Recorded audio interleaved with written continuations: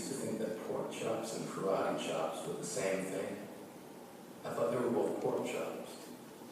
And because my grandmother thought it was cute, and because they were my favorite, she let me keep doing it. Not really a big deal. One day, before I realized fat kids are not designed to climb trees, I fell out of a tree and bruised the right side of my body. I didn't want to tell my grandmother about it because I was scared I'd get in trouble for playing somewhere I shouldn't have been. A few days later, the gym teacher noticed the bruise and I got sent to the principal's office.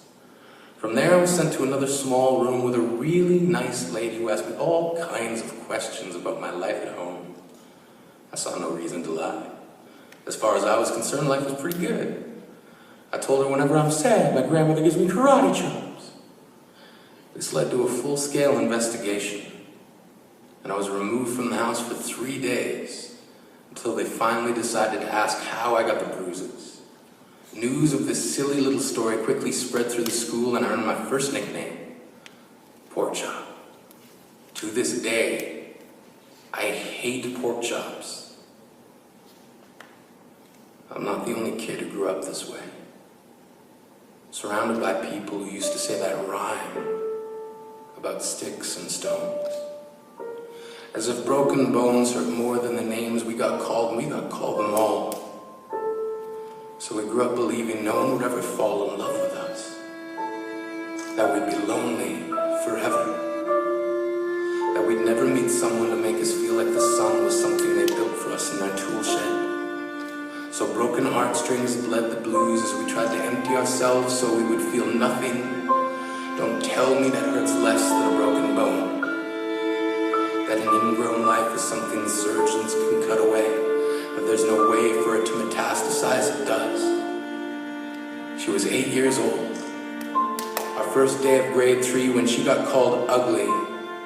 We both got moved to the back of class so we would stop getting bombarded by spitballs. But the school halls were a battleground. We found ourselves outnumbered day after wretched day. We used to stay inside for recess because outside was worse. Outside we'd have to rehearse running away or learn to stay still like statues, giving no clues that we were there in grade 5. They taped a sign on the front of her desk that read, "Beware of dog." To this day, despite a loving husband, she doesn't think she's beautiful because of a birthmark that takes up a little less than half her face. Kids used to say she looks like a wrong answer that someone tried to erase but couldn't quite get the job done. And they'll never understand that she's raising 2 kids whose definition of beauty begins with the word mom. Because they see her heart before they see her skin. Because she's only ever always been amazing. He was a broken branch grafted onto a different family tree. Adopted. Not because his parents opted for a different destiny. He was 3 when he became a mixed drink of 1 part left alone and 2 parts tragedy.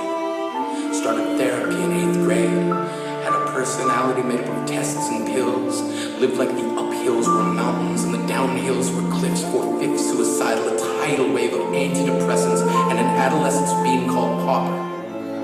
1 part because of the pills, 99 parts because of the cruelty. He tried to kill himself in grade 10 when a kid who could still go home to mom and dad had the audacity to tell him, "Get over it." As if depression is something that can be remedied by any of the contents found in a first aid kit. To this day, he is a stick of TNT lit from both ends. Could describe to in detail the way the sky bends in the moments before it's about to fall. And despite an army of friends who all call him an inspiration, he remains a conversation piece between people who can't understand. Sometimes being drug-free has less to do with addiction and more to do with sanity. We weren't the only kids who grew up this way. To this day, kids are still being called names. The classics were, "Hey stupid," "Hey spaz." Seems like every school has an arsenal of names getting updated every year. And if a kid breaks in a school and no one around chooses to hear, do they make a sound? Or they're just background noise from a soundtrack stuck on repeat when people say things like kids can be cruel. Every school was a big top circus tent, and the pecking order went from acrobats to lion tamers, from clowns to carnies. All of these miles ahead of who we were freaks. Lobster claw boys and bearded ladies,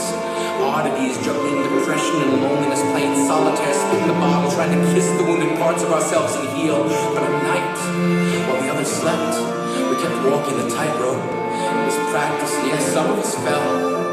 But I want to tell them that all of this shit is just debris left over when we finally decide to smash all the things we thought we used to be. And if you can't see anything beautiful about yourself, get a better mirror. Look a little closer. Stare a little longer. Because there's something inside you that made you keep trying despite everyone who told you to quit. You built a cast around your broken heart inside of yourself. You decided they were raw. Because maybe you didn't belong to a group or a clique. Maybe they decided to pick you last for basketball or everything. Maybe you used to bring bruises and broken teeth to show and tell but never told. Because how can you hold your ground if everyone around you wants to bury you beneath it? You have to believe that they were raw. They have to be wrong. Why else would we still be here? We grew up learning to cheer on the underdog because we see ourselves in them. We stem from a root planted in the belief that we are not what we were called. We are not abandoned cars stalled out and sitting empty on some highway. And if in some way we are, don't worry. We only got out to walk and get gas. We are graduating members from the class of fuck off. We made it. Not the faded echoes of voices crying out names will never hurt me. Of course, they did.